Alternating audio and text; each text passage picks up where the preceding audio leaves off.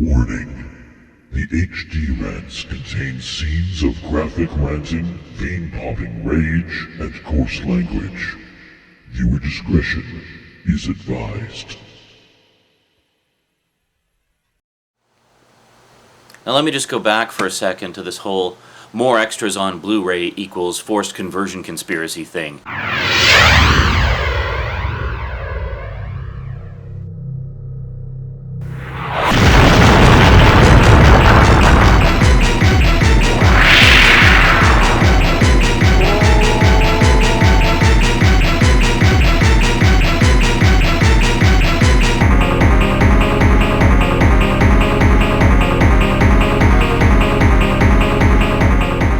Okay, I've mentioned on numerous occasions now that I used to be hardcore into Laserdisc.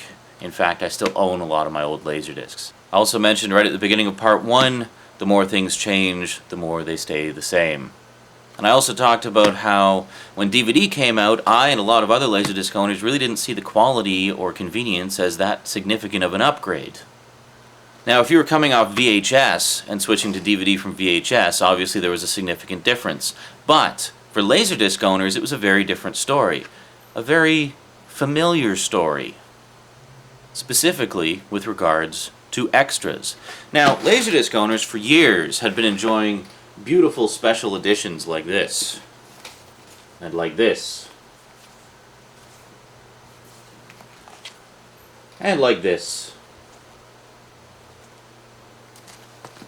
Super deluxe presentations of our favorite movies, loaded with extras in collector's packaging. So for years, Laserdisc owners have been enjoying things like extras, director's cuts, widescreen, Dolby Digital audio, running commentaries, the list goes on and on and on. So for us, all these new features, which were new to all you VHS people, weren't new at all. We'd been enjoying those kinds of things for years. So shortly after DVD came out, we started to see a familiar trend. Something that a lot of you are complaining about now with Blu-ray happened back then when DVD took over from Laserdisc and VHS. Specifically with regards to extras. I remember specifically there was a particular simultaneous Laserdisc and DVD release of The Exorcist. And this was the release that was a sign of things to come, a sign that DVD was going to take over whether we wanted it to or not. Because on that special edition release, on both the Laserdisc and DVD, there was a special behind-the-scenes making-of featurette. Quite an extensive one, too. I don't think a more extensive one had been done at that point for any home video format. So fans of the movie were really looking forward to checking it out. But here's the thing. While both the DVD and Laserdisc editions had the same featurette, the Laserdisc edition was a cut-down version, running, I don't remember the specific running time, but it was a significant difference, like about a 20-minute difference in running time. The Laserdisc message forums were suddenly ablaze with furious Laserdisc owners ranting and raving about how DVD was being rammed down our throats and how we don't need it because we've been enjoying all these kinds of features for years. Where the hell is the incentive for us to upgrade to DVD? But it was essentially the beginning of the end, and all of us knew it. That it was a sign that DVD was taking over. That DVD had become the new, elite, high-quality, feature-packed format, and that the studios were simply responding to where the consumers were leading them. So in some ways it's actually quite funny to me to see these same arguments from 13 years ago cropping up again with the same exact thing happening with Blu-ray. But the difference is this. While we couldn't play our VHS or Laserdiscs on a DVD player, you can play your DVDs on a Blu-ray player, so it's a much easier transition. But it was infuriating. I mean, for me, it was just another reason to hate DVD. Hating DVD because, in that case, it was not a significant quality upgrade. It really wasn't. Sure, you got the animated menus and, easily accessible subtitles and multiple audio tracks and all that goodness. But in terms of the picture and audio quality, it really wasn't that big a difference. So while people moving to DVD from VHS didn't have as big an issue with it, because there was a noticeable jump in quality, for Laserdisc owners it was just frustrating, because we'd spent 10, sometimes 20 years building a Laserdisc collection, only to have it rendered obsolete almost overnight by the success of DVD. So I think the majority of people who are complaining about Blu-ray taking over from DVD are people who upgraded to DVD from VHS. Welcome to the pain that us Laserdisc owners suffered over 10 years ago. But here's the moral of the story, folks.